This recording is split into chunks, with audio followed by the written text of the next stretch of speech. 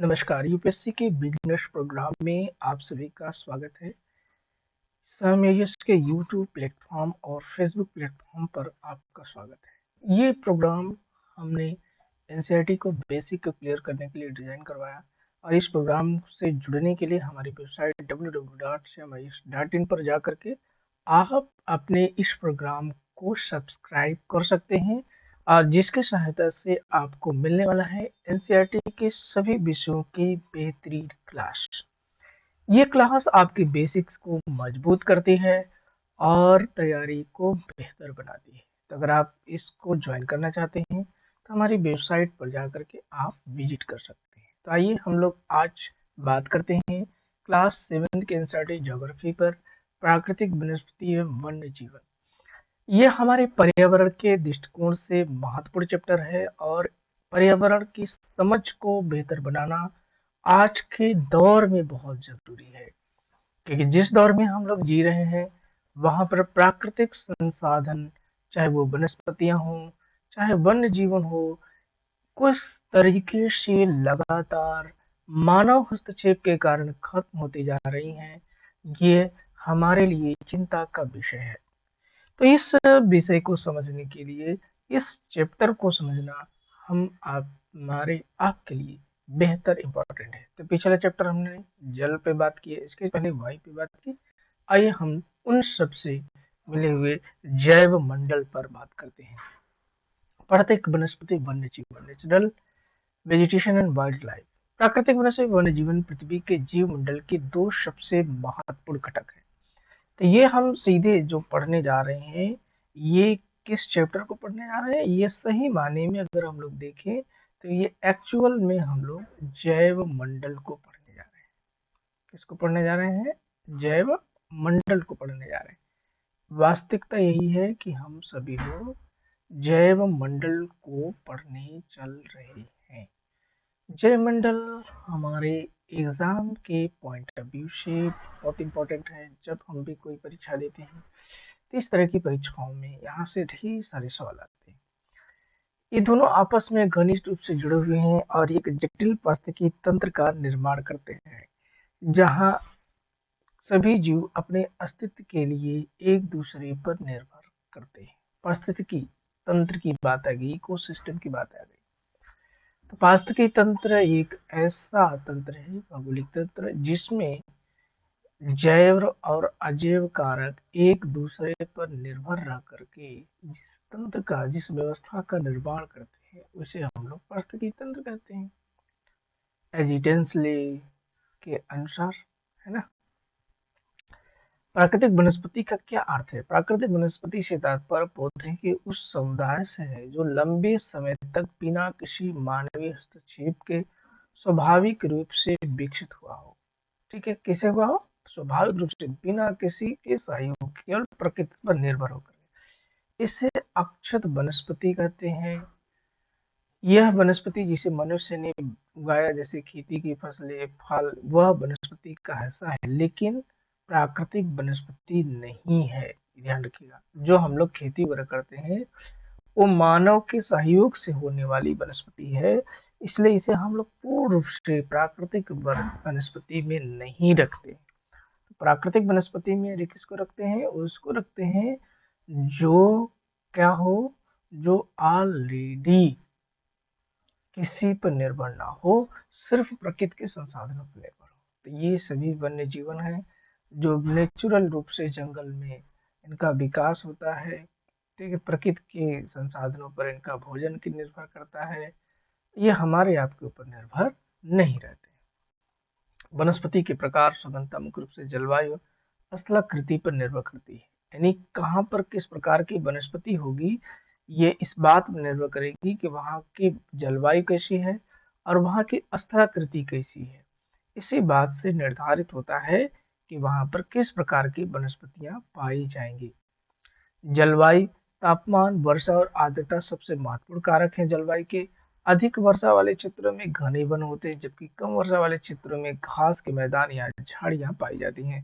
जैसे थार के रेगिस्तान में आप जाएंगे तो झाड़ियां पाएंगे, उत्तर प्रदेश के मैदान में जाएंगे तो घास के मैदान पाएंगे, जबकि वहीं दक्षिण भारत में जाएंगे तो आपको संवहनी वर्षा के कारण ऊंचे ऊंचे नारियल के वृक्ष दिखाई देंगे। धरातल, पर्वत, पठार, मैदान वनस्पति के प्रकार को प्रभावित करते हैं। जिस तरह की धरातली संरचना होती है, उससे भी वनस्पतियां निर्धारित होती है। जैसे हिमालय क्षेत्र में आप जाएंगे तो अलग वनस्पतियां मिलेंगी एक ही जलवायु प्रदेश में, और उसी क्षेत्र में अगर कोई मैदानी भाग है तो वहां पर अलग तरह की वनस्पतियां मिलेंगी।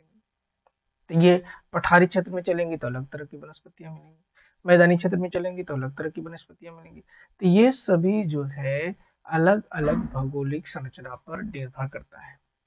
मृदा, विभिन्न प्रकार की मिट्टी वनस्पतियों को सहारा देती है। उदाहरण के लिए बलुई मिट्टी में कटीली झाड़ियां, डेल्टा क्षेत्र में मैंग्रोव, पहाड़ी ढलानों पर शंकुधारी वन उगते हैं। और वनस्पतियों को ऊंचाई भी प्रभावित करता है, क्योंकि ऊंचाई बढ़ने के साथ साथ तापमान गिरता है, जिससे वनस्पति के प्रकार में परिवर्तन आता है। जैसे उष्णकटिबंधीय से उपोष्ण, उपोष्ण से शीतोष्ण, शीतोष्ण से अल्पाइन। जो कि ये स्थिति हम लोग को कहाँ देखने को मिलती है, जब हम लोग निम्न अक्षांश से, जैसे 0 डिग्री अक्षांश से ध्रुव की ओर जब चलेंगे, तब ऐसा हम लोगों को परिवर्तन देखने को मिलता है कि उष्णकटिबंधीय वनस्पतियां मिलती है, फिर उपोष्ण, फिर शीतोष्ण, फिर अल्पाइन। लेकिन अगर यही घटना ऊंचाई भी बढ़े ना, जैसे हिमालय हमारा है, हिमालय है, तो यही चीज जो आप निम्न अक्षांश से उच्च अक्षांश की ओर जाएंगे तो होगा, वही घटना सेम जो है। अब अगर आप वनस्पति देखना चाहते हैं तो हिमालय पर नीचे से ऊपर की ओर जब आप जाएंगे तब भी ऐसा देखने को मिलेगा। विश्व के प्रमुख वनस्पति के प्रकार, ठीक है, विश्व की प्रमुख वनस्पतियां हैं, जो उनके प्रकार कौन कौन सी वनस्पतियां हैं। जलवायु परिस्थितियों के आधार पर प्राकृतिक वनस्पतियां मुख्य रूप से 3 श्रेणियों में बांटा जा सकता है। वन, वर्षा वाले क्षेत्रों में, घास के मैदान मध्यम वर्षा वाले क्षेत्रों में, झाड़ियां शुष्क क्षेत्रों में। तो इस बेसिस पर 3 तरह की ये चीजें डिवाइड की जा सकती हैं। उष्णकटिबंधीय सदाबहार वन क्षेत्र, ये भूमध्य रेखा और उष्णकटिबंधीय क्षेत्रों के पास पाए जाते हैं, जहाँ भारी वर्षा होती है, 200 सेंटीमीटर से अधिक वर्षा और तापमान अधिक रहता है। यहाँ पर उष्णकटिबंधीय सदाबहार वन आपको मिलते हैं। इसकी क्या विशेषता होती है, ये वन इतने घने होते हैं कि सूर्य का प्रकाश जमीन तक नहीं पहुंच पाता है। यहाँ वर्ष भर हरियाली रहती है, क्योंकि पेड़ अपनी पत्तियां के साथ नहीं गिराते। दोस्तों आपको एक चीज बता दूं, ये चैप्टर इतना इम्पोर्टेंट है, अगर आप यूपीएससी का पीवाईक्यू क्वेश्चन उठा के देख लीजिए ना, तो ये सेम इसी चैप्टर से आपको 50 सवाल मिल जाएंगे प्रीवियस ईयर क्वेश्चन। लगभग हर वर्ष जो है इस चैप्टर से एक सवाल आता है, और केवल आप इस एनसीईआरटी को पढ़ करके आप उस सवाल को कर सकते हैं बिना और किसी किताब के सहारे।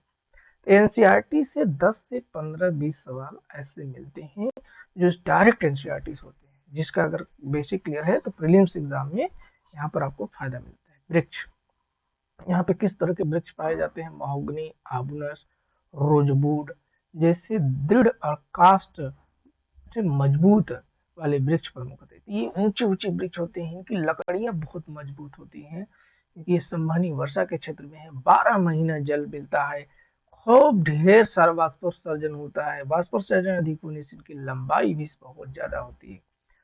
यहाँ पर कौन कौन से वन्य जीवन मिलते हैं, बंदर मिलता है चमगादड़ मिलता है, हाथी मिलता है, सरसिप मिलता है, पक्षी भी पाए जाते हैं यहाँ पर। और इस क्षेत्र में दुनिया का सबसे बड़ा सांप मिलता है, एनाकोंडा, जो कि कहाँ पर है, अमेजन के जंगलों में। ठीक है, अमेजन के वन में इस तरह के विश्व के सबसे बड़े जीव में, सांपों में, ठीक है, एनाकोंडा जैसा विशाल का सांप आपको यहाँ पर देखने को मिलेगा।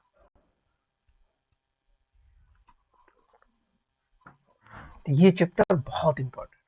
उष्णकटिबंधीय पर्णपाती वन, जो वन है वो वनों के प्रकार भी वर्षा के आधार पर है। ये भारत, उत्तरी ऑस्ट्रेलिया, मध्य अमेरिका के बड़े हिस्सों में पाए जाते हैं, जहाँ वर्षा 70 से 200 सेंटीमीटर के बीच होती है। इन्हें मानसूनी वन भी कहते हैं। विशेषताएं क्या हैं, जल की उपलब्धता के आधार पर नम, शुष्क, पर्णपाती हो सकते हैं। शुष्क मौसम में जल बचाने के लिए वृक्ष लगभग 6 से 8 सप्ताह तक अपनी पत्तियां गिरा देते हैं। ठीक है, ये पतझड़ वाले वन मिलते हैं आपको, जैसे कि सागौन है, इन वनों में सबसे प्रमुख प्रजाति है। और महत्वपूर्ण वृक्षों में साल, शीशम, चंदन, बांस, कुसुम, नीम, आम, ये सब है इसी में, आम भी इसी में आता है। तो आप देखेंगे ना, ये अपनी भारत में सबसे ज्यादा इस तरह का वन मध्य प्रदेश में है। और मध्य प्रदेश में सबसे बड़ा जंगल किसका है? सागौन का। किसका है? सागौन का। तो ये अपने देश में, भारत में खासतौर से सबसे बड़ा एरिया अगर हम लोग कहें तो ये पर्णपाती वन का है। ठीक है, जिसमें से मध्य प्रदेश, उत्तर प्रदेश, झारखंड, छत्तीसगढ़, बिहार, ठीक है, ये सब, कर्नाटक का कुछ क्षेत्र है, महाराष्ट्र का कुछ क्षेत्र है, गुजरात का कुछ क्षेत्र है, राजस्थान का कुछ क्षेत्र है, हरियाणा है आपका, पंजाब का कुछ क्षेत्र है, दिल्ली का कुछ क्षेत्र है। ये सब बड़ा एरिया है। ठीक है, हालांकि भारत में सबसे सघन वन आपको पहले प्रकार का ही वन मिलता है, उष्णकटिबंधीय सदाबहार वन, जो कि भारत में सबसे ज्यादा केरल और तमिलनाडु, केरल के तट पर मिलता है। और केरल के तट पर शांत घाटी, जो भारत में सर्वाधिक जैव विविधता वाला स्थान है। ये सबसे सघन जंगल है भारत का, और सबसे शांत जंगल है भारत का।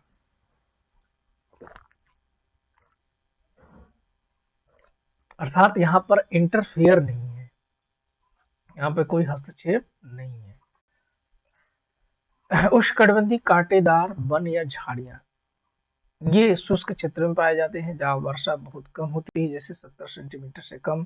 इसमें भारत का मरुस्थलीय क्षेत्र, पंजाब, हरियाणा, गुजरात के कुछ हिस्से शामिल हैं। इसकी विशेषताएं क्या होती है? पानी की कमी के कारण यहाँ वनस्पतियां, पत्तियां छोटी होती हैं और तने मोटे होते हैं। वाष्पोत्सर्जन कम होने के कारण पेड़ की छाल मोटी होती है और जड़ें पानी की तलाश में गहराई तक जाती है, जैसे कि बबूल है, खजूर है, कैक्टस है, खेजड़ी है। ये सब इस क्षेत्रों में मिलता है, और यहाँ तक कि इसकी पत्तियां कांटों में बदल जाती हैं। यहाँ पर वन्य जीवन, ऊंट मिलेगा आपको, चूहा, लोमड़ी, खरगोश, रेगिस्तानी पक्षी यहाँ पर मिलते हैं, जो कि इनके साथ सरवाइव कर सकते हैं। शीतोष्ण सदाबहार वन, शीतोष्ण क्षेत्रों में भी इस तरह का वन मिलता है, सदाबहार। ये महाद्वीपों के पूर्वी किनारों पर पाए जाते हैं, दक्षिण पूर्वी अमेरिका, दक्षिणी चीन और दक्षिण पूर्वी ब्राजील के तटों पर। ये विशेषताएं क्या है? ये दृढ़ होते हैं, नरम भी होते हैं, दोनों तरह के वनस्पतियां पाई जाती हैं। इसमें ओक, चीड़, यूकेलिप्टस और चेस्टनट, ये सब वनस्पतियां पाई जाती हैं। तो ये शीतोष्ण, ठीक है, शीतोष्ण सदाबहार वन है ना, सदाबहार वन। तो ये तरह के वन आपको कहाँ मिलते हैं, ये देखना होगा। शीतोष्ण पर्णपाती वन, शीतोष्ण पर्णपाती वन ये उच्च अक्षांशों की ओर बढ़ते हुए क्षेत्रों में पाए जाते हैं, जैसे कि उत्तर पूर्वी अमेरिका, चीन, न्यूजीलैंड, चिली। ये पश्चिमी यूरोप के तटीय क्षेत्रों में भी पाए जाते हैं। इनकी विशेषता क्या है? ये वन शुष्क शीत ऋतु में अपनी पत्तियां गिरा देते हैं, जैसे ओक, एस, बीच प्रमुख वृक्ष हैं। यहाँ पे वन्य जीवन में हिरण, डोमली, भेड़िया, आम है, यहाँ पर ये सब चीजें मिलती हैं। भूमध्य सागरीय वनस्पति, ये जलवायु प्रदेश है भूमध्य सागरीय। ये क्षेत्र भूमध्य सागर के आसपास क्षेत्र में Europe, Africa, Asia, California, America के दक्षिणी पश्चिमी, ऑस्ट्रेलिया और दक्षिणी पश्चिमी दक्षिण अमेरिका में पाया जाता है। विशेषता क्या होती है? यहाँ गर्म शुष्क ग्रीष्मकाल होता है और हल्की वर्षा सर्दियों में होती है। लोग यहाँ अपनी इच्छा अनुसार कृषि करते हैं, जैसे नींबू वंश, खासतौर से जो रस वाले पेड़ पौधे हैं ना, ये मिलते हैं आपको। फल, संतरा, अंजीर, जैतून, अंगूर बहुतायत में उगाए जाते हैं। वन्य जीवन, यहाँ वन्य जीवन कम पाया जाता है, यहाँ पे खेती ज्यादा होती है। तो भारत में इस तरह की जलवायु आपको महाराष्ट्र में मिलती है। भारत में इस तरह की जलवायु कहाँ मिलती है? महाराष्ट्र के क्षेत्र में मिलती है। अब महाराष्ट्र में आप देखेंगे कि संतरे और नींबू, ये क्या कहते हैं आपका, अंगूर की खेती सबसे ज्यादा होती है।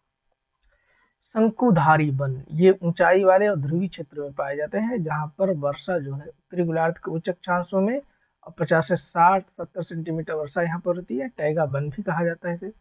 ये वन ऊंचे शंकुधारी वृक्ष वाले होते हैं। यहाँ की लकड़ी नरम होती है, लुगदी बनाने के लिए बहुत उपयोगी, जिससे कागज बनता है। इनका कागज बहुत अच्छे क्वालिटी का बनता है इनका, जैसे कि चीड़ है, देवदार है, स्प्रूस है, सिल्वर फर है।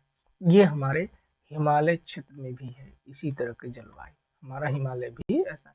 तो भारत हर तरह की जलवायु आपको देखने को मिल जाएगी।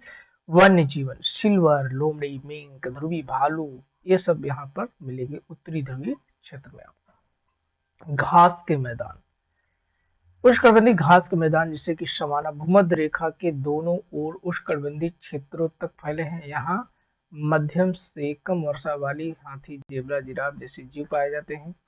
ये घास के मैदान जो उष्णकटिबंधीय सवाना घास का मैदान है, ये खास तौर से अफ्रीका में पाया जाता है। कहाँ पाया जाता है? अफ्रीका में। ठीक है। इन्हीं ब्राजील के क्षेत्र में इन्हीं घासों को कंपास कहा जाता है। ठीक है। जबकि अफ्रीका में इन्हें सवाना कहा जाता है। इन्हीं घासों को ब्राजील में कुछ जंगल वनस्पतियां हैं जिन्हें सिल्वास कहा जाता है। ठीक, सिल्वास कहा जाता है। तो ये इस तरह के घास के मैदान आपको मिलेंगे। शीतोष्ण घास के मैदान में जैसे प्रेरी है, पंपास है, वेल्ड है, ये मध्य अक्षांशीय क्षेत्रों में भीतरी भागों में पाए जाते हैं। तो जो प्रेरी घास के मैदान है ये संयुक्त राष्ट्र अमेरिका में है। प्रेरी घास के मैदान यूएसए की घास के मैदान को बोलते हैं। ये शीतोष्ण कटिबंधीय घास के मैदान है, मुलायम घास के मैदान होती है। यहाँ पे पशु जो है सबसे ज्यादा पशुपालन होता है और डेयरी उद्योग इन सब क्षेत्रों में मिलता है। पंपास जो है ये आपका अर्जेंटीना के क्षेत्र में है, अर्जेंटीना में। और वेल्ड जो है आपका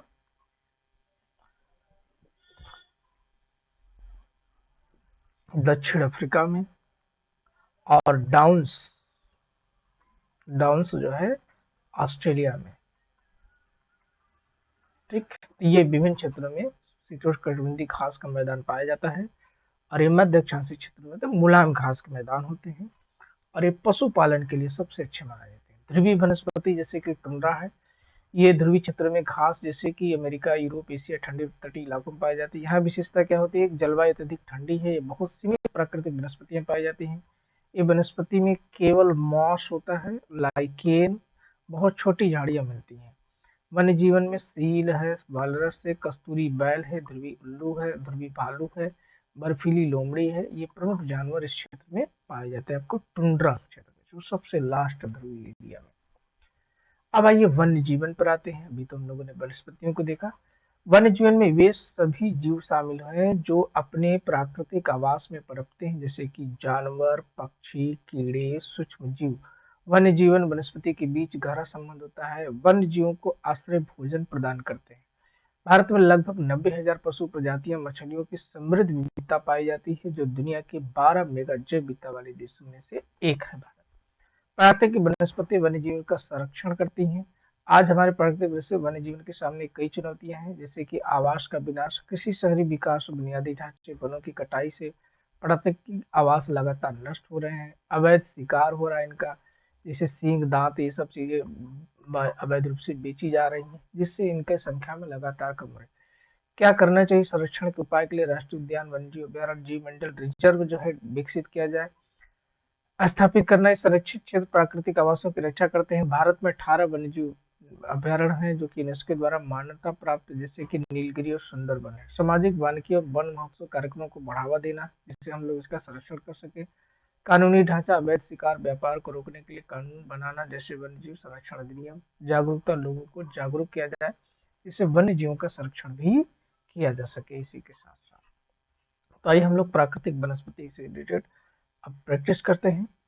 प्राकृतिक वनस्पति प्रभावित करने वाले कारकों निम्नलिखित में विचार कीजिए।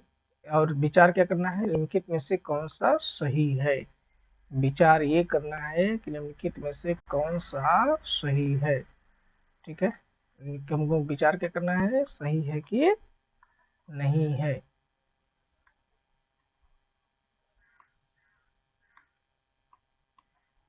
ठीक है, विचार करना आपको।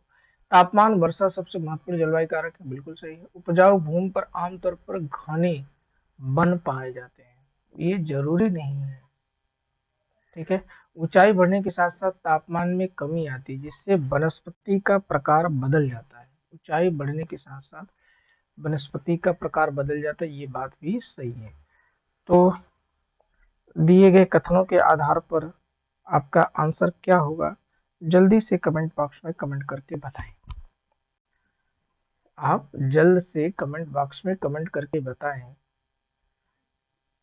ओके, आंसर हल करें भाई।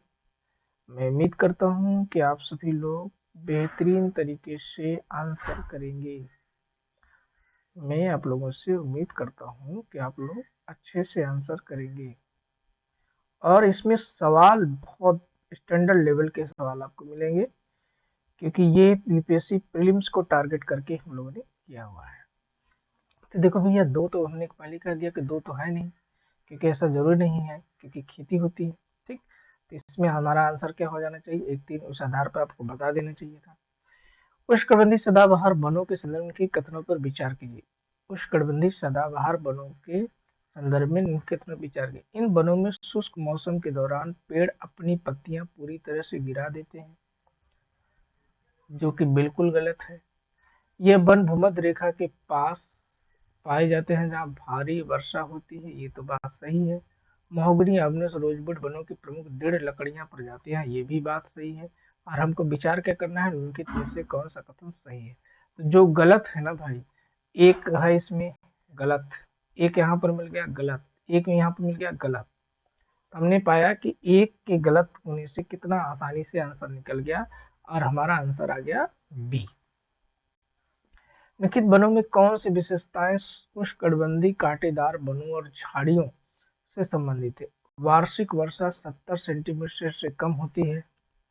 ठीक है, उष्णकटिबंधीय कांटेदार वनों वनस्पतियों के बारे में अभी आपने पढ़ा है, अभी जस्ट आपने पढ़ा है, और आपको बताना है।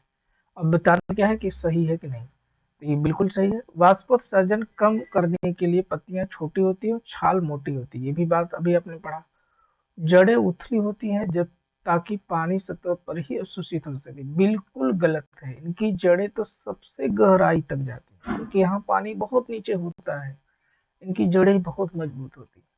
3 तो गलत हो गया, 3 गलत हुआ तो एक गया, ये भी गया, ये भी गया, बचा क्या, आंसर ए। ठीक है, तो कभी कभार ये आसानी से हो जाता है यूपीएससी में, तो भाई इतना आसानी से नहीं होता है, लेकिन इस तरीके के सवाल। टाइगा वनस्पति के क्षेत्र में निम्नलिखित कथनों पर विचार करिए। पहला कथन है, ये मुख्य रूप से उत्तरी गोलार्ध के उच्च अक्षांशों में पाए जाते हैं। टाइपिंग मिस्टेक हो गया, देखिए। ठीक है, पहला कथन है मुख्य रूप से उत्तरी गोलार्ध के उच्च अक्षांशों पर पाए जाते हैं, तो ये बिल्कुल सही है। उत्तरी गोलार्ध के इन्हें शंकुधारी वन भी कहा जाता है, ये भी सही है। यहाँ नरम लकड़ी का उपयोग कागजी लगा लुगदी बनाने में सबसे बेस्ट क्वालिटी कागज बनता है। अब विचार क्या करना है, इनके में से कथन सही है कि नहीं है। तो भैया यहाँ पर तीनों कथन सही है। इनके में कौन सा कारक भारत में वन्य जीवन की संख्या में कमी के लिए जिम्मेदार है। अभी आपने पढ़ा ना, कृषि और शहरीकरण के आवास का विनाश, कृषि और शहरीकरण के कारण आवास का विनाश हो रहा है, तो इस संख्या में कमी ला रहा है ना, ये भी सही है। त्वचा और सींग दांतों के लिए अवैध शिकार, ये भी बात सही है। पर्यावरण प्रदूषण और वनाग्नि, ये भी अभी आपने जस्ट पढ़ा है कि ये सब रीजन है इसके, तो हमारा आंसर क्या हो जाएगा, डी हो जाएगा। भूमध्य सागरीय वनस्पति वाले क्षेत्रों में मुख्य विशेषता क्या होती है, अभी आपने पढ़ा है, इसे बताइएगा। यह पूरे वर्ष भारी वर्षा होती है, बिल्कुल गलत है। यहाँ कठोर और दृढ़ लकड़ी वाली शंकुधारी वन पाए जाते हैं, ये भी गलत है।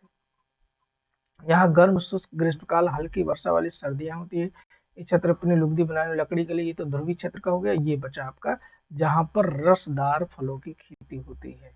क्या होती है, रसदार फलों की खेती होती है। ठीक, ये इंपॉर्टेंट है आपके लिए। अगला सवाल है टुंड्रा के बारे में। टुंड्रा वनस्पति, इनके संदर्भ में कथन विचार कीजिए। यह वनस्पति मुख्य रूप से भूमध्य रेखीय क्षेत्रों में पाई जाती है, जो कि पूरी तरीके से गलत साबित हो रहा है ना। भूमध्य सागरीय वनस्पति भूमध्य रेखीय क्षेत्र में नहीं पाई जाती है, भूमध्य रेखीय क्षेत्र में नहीं पाई जाती है ना। तो क्या होगा आंसर आपका, आंसर क्या होगा भाई, ये तो नहीं पाई जाती है, तो आपका ये तो गलत हो गया पूरी तरीके से। तो क्या आइए देखिए, इसके होने से क्या आंसर निकल रहा है, क्या ए गया, ए भी गया, ए भी गया, पढ़ने नहीं है। 2 3 अपने आप सही है, पहला गलत निकल गया, आंसर भी आ गया मेरा। निखिल में कौन सा भारत सरकार द्वारा प्राकृतिक वनस्पति वन्य जीवन संरक्षण के लिए उठाया गया कदम है। क्या सरकार उठाती है, राष्ट्रीय उद्यान वन्य अभ्यारण्य की स्थापना करती है, सामाजिक वानिकी कार्यक्रम को बढ़ावा देती है, अवैध शिकार को रोकने का कानूनी ढांचा बनाई है। बिल्कुल सही है, भारत सरकार ने तीनों कदम उठाए हैं। ठीक है, हमारे देश में तीनों कदम उठाए हैं। लेकिन कौन सा वृक्ष उष्णकटिबंधीय पर्णपाती वनों मानसूनी वन की विशेषता है। सागौन, चंदन, महोगनी। ठीक है, तो भारत में मानसूनी वन ही तो पाए जाते हैं, लेकिन महोगनी तो नहीं यहाँ मिलता। महोगनी विश्वोत्तरी के क्षेत्र में मिलता है। तो 3 तो होगा नहीं, 3 होगा नहीं तो ये भी गया, ये भी गया। 2 सही है तो इसलिए बी आंसर आपका हो जाएगा। ओके, चलिए अगला सवाल है, निम्नलिखित में से वह निम्नलिखित क्षेत्रों को वहां पाई जाने वाली प्रमुख वनस्पति जानवरों से सुमेलित कीजिए। सवाना सवाना क्षेत्र में, ठीक है, सवाना क्षेत्र में कौन सा जीव मिलता है? भूमध्य सागरी में तो ये फल मिलते हैं, टुंड्रा में लाइकेन मिलते हैं, सवाना में जाइफ, ठीक, जिराफ मिलते हैं। सभी के तीनों तीनों युग्म क्या है? सही सुमेलित है, इसलिए आंसर हमारा डी हो जाएगा। जीवमंडल नीचे, बायोस्फीयर रिजर्व स्थापित करने का मुख्य उद्देश्य क्या है? क्या है इसका मुख्य उद्देश्य? केवल लुप्तप्राय प्रजातियों का अवैध शिकार रोकना? नहीं, गलत। प्राकृतिक वनस्पति वन्य जीव दोनों का संरक्षण करना, ये बात कुछ हद तक सही है। स्थानीय लोगों के लिए रोजगार के अवसर पैदा करना, ये तो बिल्कुल गलत है। कृषि गतिविधियों के लिए नए क्षेत्र का खोलना, बिल्कुल गलत है। ये तो बचा अपने आप, आंसर बी हो गया आपका। अगला सवाल है, शीतोष्ण पर्णपाती वन अपनी पत्तियां क्यों गिरा देते हैं?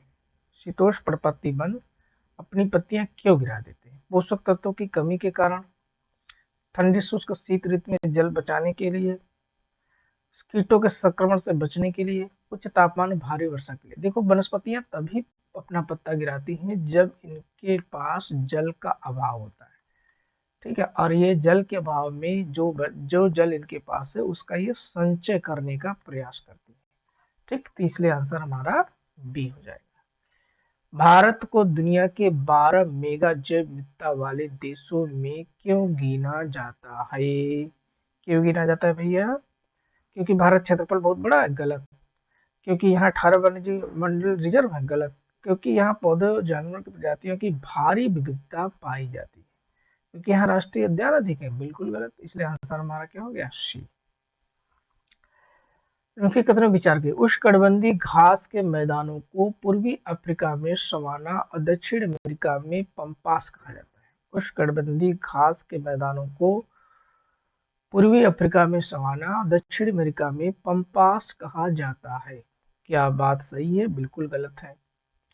क्योंकि उष्णकटिबंधीय घास में सवाना है तो इन्हें कंपास कहा जाता है। ध्यान रखिएगा, कंपास कहा जाता है, ना कि पंपास कहा जाता है। इसलिए पहला तो गया भैया, ठीक, पहला क्वेश्चन गलत हो गया। या तो तभी सही होता जब ये कंपास लिखा होता, अगर ये टाइपिंग में कंपास लिखा होता तब सही होता। टाइगर वनस्पति की लकड़ी नरम और आर्थिक रूप से मूल्यवान होती है। दूसरा कथन आपका सही है, इसलिए हम बी आंसर पे जाएंगे। यदि किसी क्षेत्र में 200 सेंटीमीटर से अधिक वर्षा होती है और वर्ष भर तापमान उच्च रहता है तो वहां किस प्रकार की वनस्पति पाए जाने की संभावना सबसे अधिक है? तो भैया यहाँ पर सदाबहार वनस्पति होगी। चूंकि उष्णकटिबंधीय क्षेत्र है तो ये उष्णकटिबंधीय सदाबहार वनस्पतियां मिलेंगी। इसलिए दिए गए क्वेश्चन में हमारा आंसर डी है। निम्नलिखित में से कौन सा जानवर टैगा शंकुधारी वन क्षेत्र में पाया जाता है? निम्नलिखित में से कौन सा जानवर शंकुधारी वन क्षेत्र में पाया जाता है? हाथी? हाथी तो भैया नहीं, यहाँ तो नहीं मिलेगा। शेर? नहीं। ऊंट? नहीं। तो यहाँ पर मिलेगा क्या? सिल्वर लोमड़ी मिलता है। यहाँ पर क्या मिलता है? सिल्वर लोमड़ी। और क्या मिलेगा? ध्रुवीय भालू। और क्या मिलेगा? ठीक, ये सब जानवर है।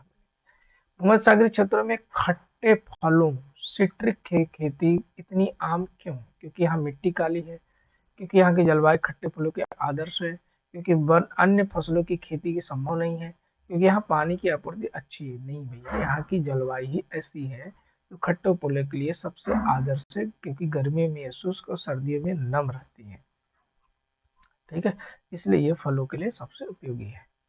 भारत में वन महोत्सव जैसे कार्यक्रम आयोजित करने का मुख्य उद्देश्य क्या है? लकड़ी उत्पादन बढ़ाना? बिल्कुल गलत। लोगों को वन्यजीव अवैध शिकार के बारे में शिक्षित करना, सामाजिक वानिकी, पेड़ लगाने को प्रोत्साहित करने की जागरूकता बढ़ाना, राष्ट्रीय उद्यानों की संख्या बढ़ाना। तो इसमें हमारा उद्देश्य क्या है? हमारा उद्देश्य सामाजिक वानिकी का, ठीक, सामाजिक वानिकी, अब पेड़ लगाओ, ये सबको क्या करना? प्रोत्साहन देना। सवाना घास के मैदानों के निम्नलिखित कथनों पर विचार कीजिए। ये मुख्य रूप से शीतोष्ण कटिबंधीय क्षेत्रों में पाए जाते हैं क्या? सवाना घास के मैदान क्या उष्णकटिबंधीय क्षेत्रों में पाए जाते हैं? ये तो एक से खारिज कर दो उसे। एक गलत हुआ तो विकल्प ए चला गया, विकल्प सी भी चला गया, विकल्प डी भी चला गया, विकल्प बी ही बचा, अपने आप सही आंसर है। यहाँ वर्ष मध्यम वर्षा होती है, घने जंगल के विकास के लिए अपर्याप्त है, हाथी, जेब्रा, जिराफ जैसे वन्यजीव पाए जाते हैं। ठीक है, तो ये आपका आंसर हो गया बी। प्राकृतिक वनस्पति वन्य जीवन के बीच संदर्भ में निम्नलिखित कथनों में कौन सा सटीक है? वन्य जीवन पूरी तरीके से प्राकृतिक वनस्पति के घनत्व पर निर्भर करता है। वनस्पति जानवरों के आश्रय भोजन प्रदान करती है, जिससे वे एक दूसरे पर निर्भर पारिस्थितिकी तंत्र बनाते हैं। वन्य जीवन वनस्पति को नियंत्रित करता है, लेकिन वनस्पति वन्य जीवन को प्रभावित नहीं करती। ये दोनों के बीच कोई सीधा संबंध नहीं है। भैया बिल्कुल संबंध है, क्योंकि ये एक दूसरे के पूरक है। ठीक है, तो इसमें जो है हमारा आंसर भी हो जाएगा, क्योंकि ये जानवरों के आश्रय भोजन प्रदान करते हैं, जिससे ये एक दूसरे पर निर्भर पारिस्थितिकी तंत्र बनाते हैं। ओके, ये आज की श्रृंखला रही, जो कि सबसे बेहद महत्वपूर्ण श्रृंखला है। और इस श्रृंखला से जुड़ने के लिए हमारे वेबसाइट पर जाइए। और साथियों, अगर आपको इस तरह से प्रैक्टिस सीरीज बेहतरीन करना है तो हमारे टेस्ट सीरीज को ज्वाइन करिए। हमारी टेस्ट सीरीज सिविल सर्विसेज के नाम से उपलब्ध है। इसमें हमारी वेबसाइट पर सिविल सर्विसेज के सेक्शन में आपको मिलेगा यूपीएससी के सभी पेपर, यूपीपीएससी के पेपर, साथ ही साथ आपको सभी other state exam, UKPSC, MPPSC, Jharkhand PSC, Chhattisgarh, Bihar PSC, सबके पेपर मिलेंगे। और सबसे अच्छी बात क्या है, एनसीईआरटी के क्वेश्चन आपको मिल जाएंगे, जो कि सबसे सटीक आंसर विश्लेषण के साथ है। आप इसको एक बार जरूर देखिए। आज की क्लास कैसी लगी हमें कमेंट बॉक्स में कमेंट करके जरूर बताएं। फिर मिलेंगे कल, तब तक के लिए नमस्कार।